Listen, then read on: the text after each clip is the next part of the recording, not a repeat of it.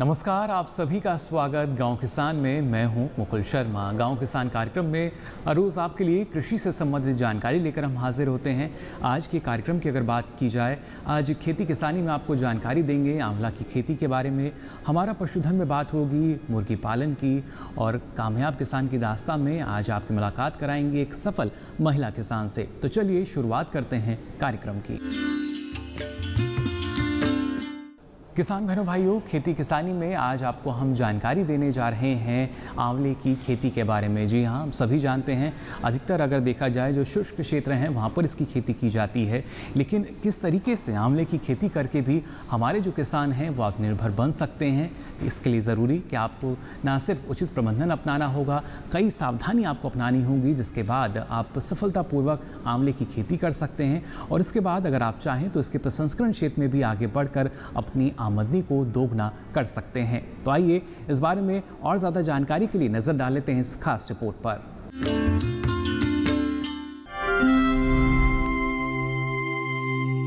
आंवला वेद और विज्ञान का अनोखा संगम है। हमारे वेदों ने जहां आंवले के गुणों का जमकर बखान किया है, वहीं विज्ञान ने भी उसका लोहा माना है।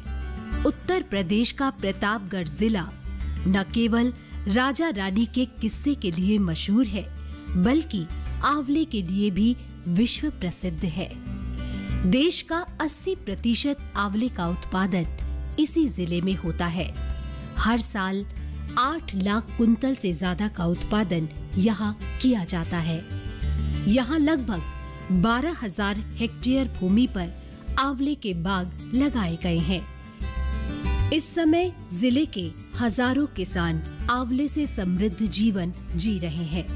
इन्हीं में से एक हैं गोड़ेगांव आंवला नगर की गायत्री सिंह।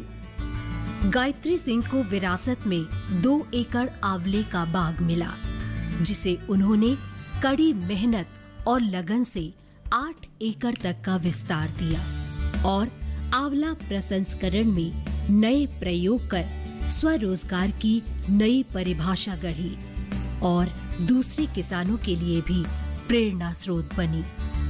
गायत्री सिंह की पहचान जिले में आंवला कंसल्टेंट के रूप में जानी जाती है।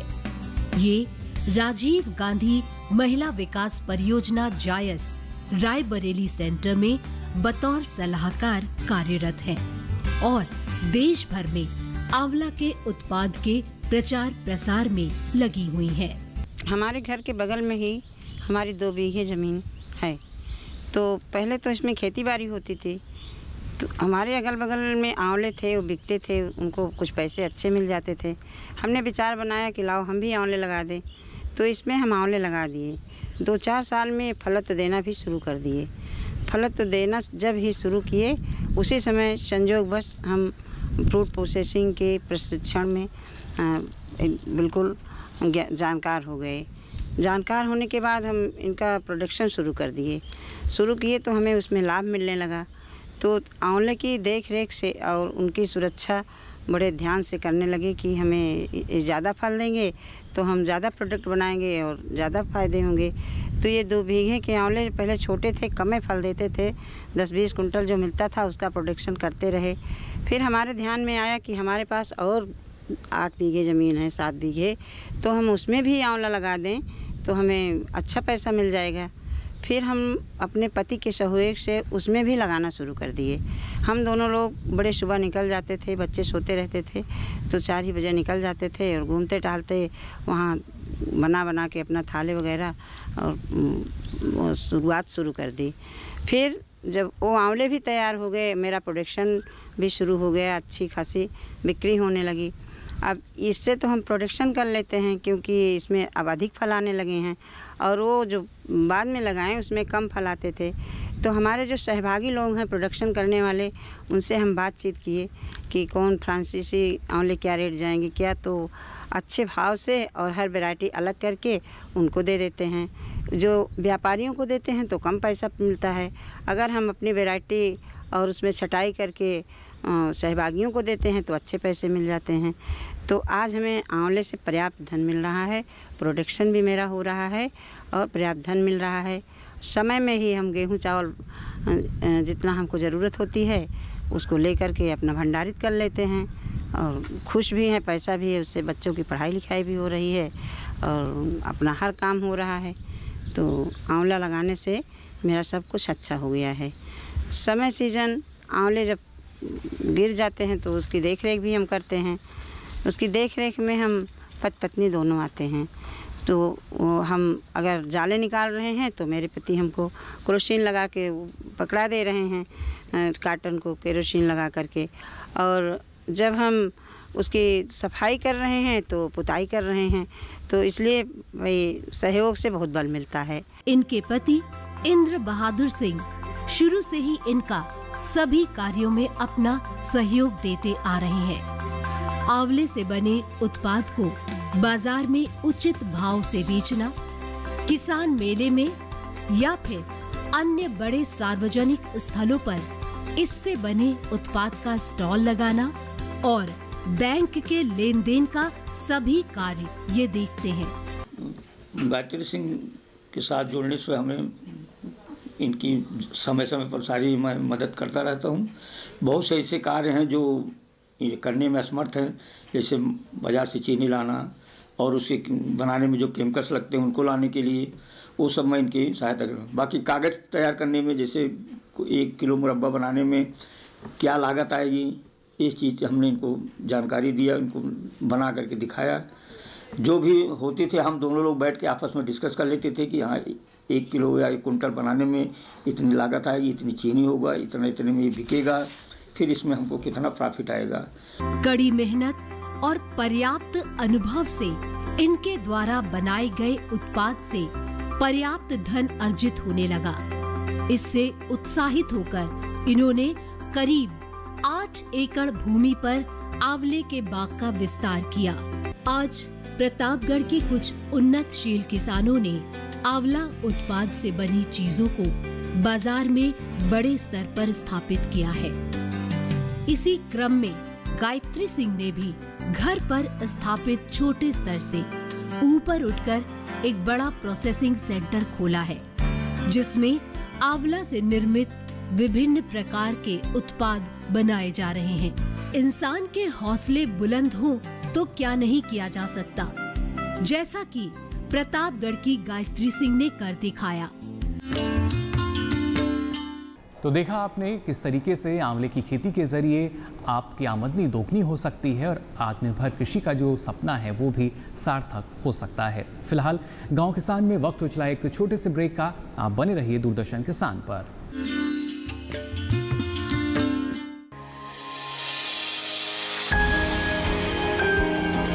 सहेजे कण कण को, सुंदर दे रूप रंग आकार, स्वस्थ जीवन रहे जमीन पर, इंद्रधनुष हो साकार। देखिए प्रकृति की ओर, गुरुवार सुबह 9:30 पर।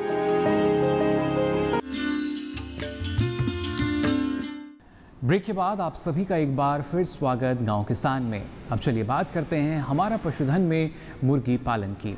जी हाँ, खासतौर से मुर्गी पालन की जब बात की जाती है तो कई प्रजातियां हमारे सामने आती हैं। इन्हीं में एक है कड़कनाथ। जी हाँ, इसका पालन करके भी हमें अच्छा मुनाफा मिल सकता है, लेकिन इस दौरान आपको किन किन बातों का ख्याल रखना होगा और कैसे जो प्रजाति है कड़कनाथ इसका चयन करके आप अपने मुनाफे को बढ़ा सकते हैं और आत्मनिर्भर बन सकते हैं, जान लेते हैं इस रिपोर्ट में।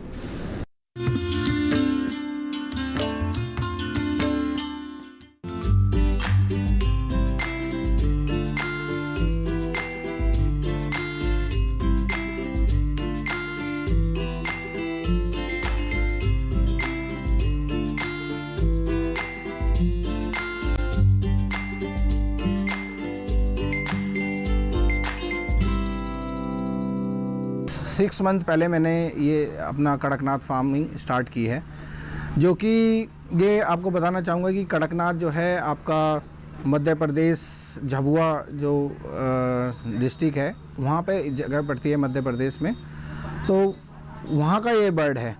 तो वहाँ से हम इस बर्ड को जब हमने वहाँ पे एक मध्य प्रदेश गवर्नमेंट द्वारा जो MP कड़कनाथ को जो इस प्रमोट करने के लिए बनी हुई है उस पर हमने कॉल किया और वहाँ से हमें पता चला कि उन्होंने बोला कि आप आ जाइए। वहाँ पे मैं ट्रेनिंग वगैरह के लिए गया, मैंने वहाँ पे देखा, मैंने वहाँ पे कुछ 2-3 दिन जाके वहाँ पे ट्रेनिंग ली, इसके बारे में जाना। और यहाँ पर मैंने फिर जो है आपका स्टार्ट किया फार्म आके यहाँ पे। और हमने क्या किया है कि हमारा आशीष कड़कनाथ मुर्गी पालन है मध्य प्रदेश झबुआ का, जो कि नंबर 1 अवार्डेड है मध्य प्रदेश में। और इसके शाखा हमने गाज़ियाबाद में स्टार्ट की है। गाज़ियाबाद में स्टार्ट करने के बाद हमारा इसका शाखा का उद्देश्य है कि पूरे देश में हमें चिक्स की और जो ये बर्ड्स हैं इसकी सप्लाई के लिए, तो हमें बड़ी समस्या आती थी एक जगह से दूसरी जगह पहुंचाने के लिए। तो हमने अभी एक तरीके का दिल्ली गाज़ियाबाद में कैरियर बनाया है, जैसे कि वहाँ से माल पहले यहाँ आ जाता है और उसके बाद फिर हम यहाँ से आगे डिस्ट्रीब्यूट करते हैं। इसमें हम चिक्स, जो छोटा chicks 1 day old, 15 days old, 30 days old, full size मुर्गा अगर चाहिए तो वो सब हम यहाँ पे करते हैं।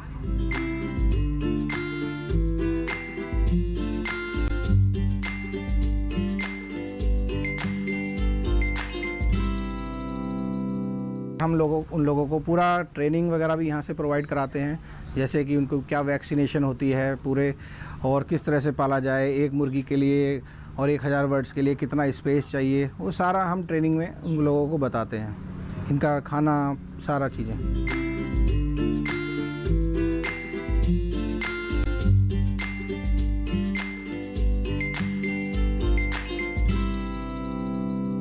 देखिए, मैं एक सजेशन देना चाहता हूँ किसी नए फार्मर के लिए कि स्टार्टिंग में अगर जैसे आपके पास जगह है तो बहुत अच्छी बात है। अगर जगह नहीं है तो आप किसी बने बनाए फार्म को अगर आप रेंट पे स्टार्टिंग में करें, क्योंकि एक साथ आप ज़्यादा फार्म में पैसा ना लगाएं। और धीरे धीरे अगर आप उस फार्म का, जैसे कि इसके हिसाब होता है कि एक बर्ड के लिए 1.5 स्क्वायर फीट जगह चाहिए होती है, तो अगर आप उसी हिसाब से आपने अपनी बजट के अनुसार बर्ड्स लाइए, जिससे कि आपका अगर आप रेंट पे अगर आप लेते हैं स्टार्टिंग में कोई फार्म, तो उसमें आपका लो इन्वेस्टमेंट पे और अच्छा प्रॉफिट आपको आएगा। क्योंकि स्टार्टिंग में कुछ लोग किसान इसलिए नहीं स्टार्ट कर पाते हैं कि एक साथ 5 लाख रुपए कहाँ से लगाएं, क्योंकि 5 लाख रुपए की कॉस्ट सिर्फ आपके सेट बनाने में ही आ जाती है। तो इसमें क्या होता है कि आप इनिशियली स्टार्टिंग करके आप कर सकते हैं।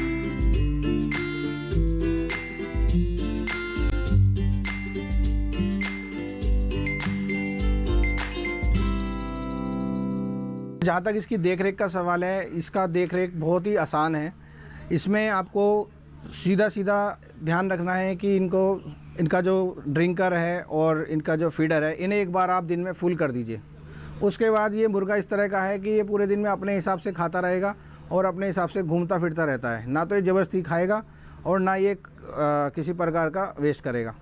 तो अभी क्या है कि खाएगा और घूमेगा। सुबह इसमें क्या होता है, फीड्स में आप जो खिलाने की है, जैसे खिलाने के लिए, इसके लिए आप बाहर से, जैसे कि लो कॉस्ट में, जैसे कि आप मंडी वगैरह से या कुछ हरा चारा इस तरह से आप बना के दे सकते हैं। इसकी एक स्पेशल फीड भी बनती है, जैसे कि आप 50% मक्का ले लीजिए और उसके अंदर फिर गेहूं लगा लीजिए 10%। उस तरह से फिर आप इसमें 5% सोयाबीन डाल लीजिए, 5% आप इसके अंदर मछली का जो एक चूरा आता है वो डाल लीजिए, राइस ब्राउन आता है वो डाल लीजिए इसके अंदर।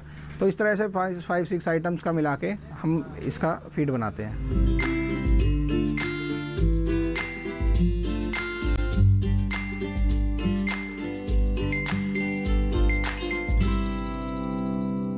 जब भी स्टार्ट करें तो ट्रेनिंग लेके इसको स्टार्ट किया जाए, जो कि कृषि विज्ञान केंद्र से आप जाकर ले सकते हैं, और हमारे फार्म पे भी हम यहाँ पे ट्रेनिंग प्रोवाइड कराते हैं। तो ट्रेनिंग से क्या होगा कि आपको जो जोखिम से बचने में हेल्प मिलेगी, और इसमें किसी प्रकार का मैं नहीं समझता कि कोई जोखिम है, और बहुत ही मुनाफे वाला है। इसमें आप ये समझ लीजिए कि दुगने तिगने पैसे होते हैं, क्योंकि कड़कनाथ एक ऐसा है कि आज की डेट में पूरे हिंदुस्तान में इसकी चाहत है। अभी इस समय क्योंकि कम फार्मर हैं और अवेलेबिलिटी इसकी बहुत कम है किसानों के पास, और हम ज़्यादा से ज़्यादा, हमारा भी उद्देश्य है कि ज़्यादा से ज़्यादा किसान जुड़ें और इसको हम एक एक्सपोर्ट लेवल पे इसको लेके जा रहे हैं, जिससे कि इसकी इतनी डिमांड बढ़ेगी। और आने वाले समय में हम इसको, जो हमारा फ्यूचर है वो देख के चल रहे हैं कि हम इसे कॉन्ट्रैक्ट फार्मिंग में, क्योंकि हम अगर जैसे आपसे किसान से हम बात करते हैं कि आप हमसे एक बात पूछते हो कि हम इसे पाल तो लें, बना तो लें, लेकिन ये बेचेंगे कहाँ। तो इसी लेवल पे अभी गवर्नमेंट भी पूरी सपोर्ट कर रही है। इसकी अवेयरनेस पूरे अभी एग्जीबिशन के ज़रिए और न्यूज़ चैनल्स पे इसके बारे में बताया जा रहा है, इसके औषधि गुणों के बारे में बताया जा रहा है। तो इसी धीरे धीरे इसमें बहुत ही ग्रोथ अच्छी मिल रही है। मैंने खुद 6 महीने के अंदर अंदर अभी तक करीब 5 मैंने फार्म नए फार्मरों के स्टार्ट कर चुका हूं और उनका बहुत अच्छी तरह से फार्म चल रहा है, जिसमें कि उनको मैं समय समय पे बताता रहता हूं कि क्या वैक्सीनेशन है। यही नहीं कि हमने बच्चा दे दिया उसके बाद भूल गए, हम उनको डे टू डे उनके टच में रहते हैं, उनके साथ बात करते हैं, कोई समस्या आ रही है तो उसका समाधान करते हैं।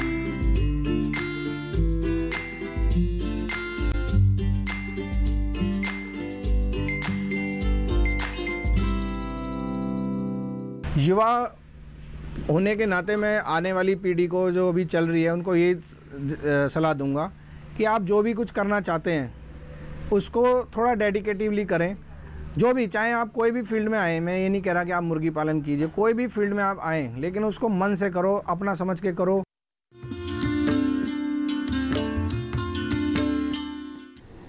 तो जाना आपने तमाम संभावनाएं मौजूद हैं मुर्गी पालन क्षेत्र में भी, बस आपको जानकारी लेनी है और फिर आप मुनाफे को बढ़ा सकते हैं। और यहाँ पर अब आइए आगे बढ़ते हैं, बात करते हैं इस माह के पशुपालक कैलेंडर की।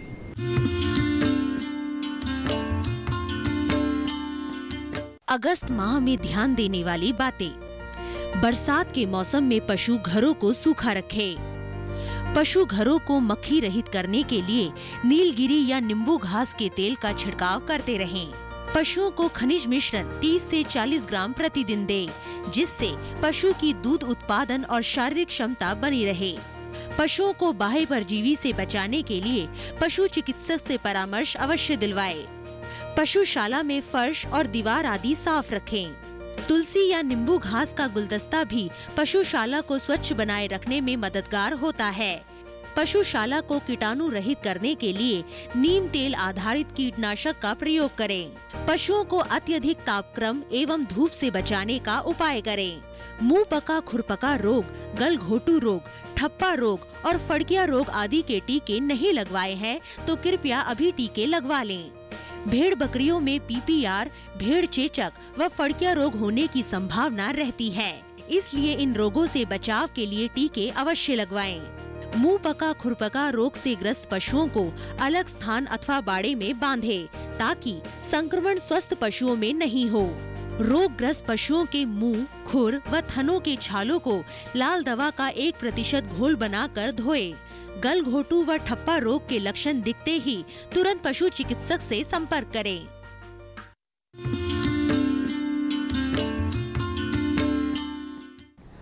इसी के साथ ही गांव किसान में वक्त हो चला एक और छोटे से ब्रेक का। आप बने रहिए दूरदर्शन किसान पर।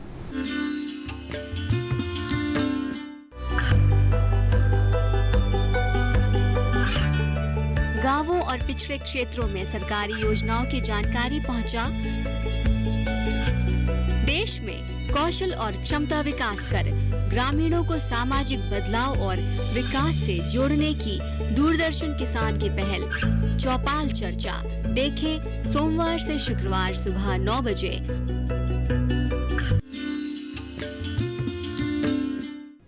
ब्रेक के बाद आप सभी का एक बार फिर स्वागत गांव किसान में। अब हम पहुंच चुके हैं हमारे आखिरी सेगमेंट, जिसमें आपको दिखाते हैं कामयाब किसान की दास्तां। आज जो दास्तां आपके लिए हम लेकर आए हैं वो है लक्ष्मी कर्माकर जी की। जी हाँ, जो कि संबंध रखती हैं पश्चिम बंगाल के पुरुलिया से। क्या कुछ इन्होंने किया और कैसे जो सफल किसान हैं उनकी श्रेणी में इनका नाम शामिल हुआ, किस तरीके से इनकी मेहनत रंग लाई और कैसा रहा इनकी कामयाबी का सफ़र, आइए इस पर डालते हैं नज़र हमारी इस खास रिपोर्ट के ज़रिए। गांव का नाम है बांदकर। पुरुलिया शहर से 10 किलोमीटर दूर स्थित पुरुलिया 2 नंबर ब्लॉक का ये गांव काफी बड़ा है। आदिवासी और अल्पसंख्यक जाति के लोग यहाँ एकजुट होकर खुशी से रहते हैं। गांव की सीमा को पार कर दूर विस्तृत है मैदान। बीच बीच में फसलों के खेत दिखते हैं। गांव के अंदर एक मकान हमारे नजर में जरूर आएगी। सफेद साफ दीवार पर कुशल हाथों से बना अल्पना। लक्ष्मी कर्मकार का मकान है ये। बांधकर गांव के सभी लोग उसे मानते और चाहते हैं। खेती बाड़ी में पिछड़ा हुआ जिला पुरुलिया में आधुनिक कृषि पद्धति के प्रयोग से लक्ष्मी कर्मकार एक आदर्श महिला कृषक बन चुकी है। पुरुलिया के बलरामपुर थाने के नंदुदी गांव की लड़की लक्ष्मी की शादी 1998 में बांधगर के पशुपति कर्मकार के साथ हुई थी। शादी के बाद वो नर्सिंग प्रशिक्षण लेकर एक नर्सिंग होम में काम भी करती थी, लेकिन एक समय के बाद नौकरी छोड़ वो अपने पति के साथ खेतीबाड़ी के काम में लग गई। 13 बीघा जमीन में अपने खुद के हाथों के मेहनत से उन्होंने धान, दाल, तेलबीज और सब्जियों की खेती शुरू की। स्थानीय कृषि विज्ञान केंद्र से प्रशिक्षण लेकर उन्होंने मशरूम की खेती का भी शुरुआत किया। इसके बाद धीरे धीरे वो बकरी पालन, जैव खाद प्रस्तुत करना और बतख पालन के प्रशिक्षण में भी भाग लिया। धान उत्पादन, पशुपालन, उद्यान विभाग एवं अन्य तेल बीज और डाल शस्य में इनका जो बीज उत्पादन में काफ़ी अच्छा काम रहा एवं ये निरंतर जो इनका महिला ग्रुप है 20-25 लोग का ये महिला का ग्रुप लेके जो काम करती हैं, इसमें उन्होंने बहुत ही अच्छा प्रगति दिखाया है।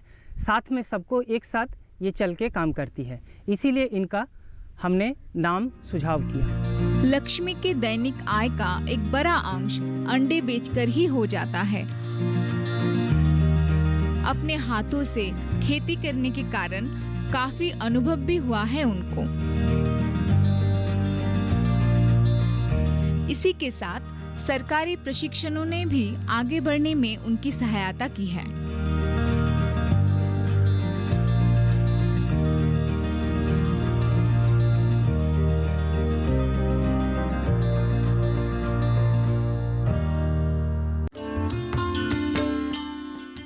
हम उम्मीद करते हैं ना सिर्फ लक्ष्मी जी के जैसे आपका भी जो सफ़र है वो पूरी तरीके से कामयाब हो और आप भी सफलतम किसानों की श्रेणी में जल्द से जल्द शामिल हो सकें। फिलहाल गांव किसान में वक्त हो चला है आप सभी से विदा लेने का। फिर हाजिर होंगे नई जानकारी के साथ, तब तक के लिए दीजिए इजाज़त। नमस्कार।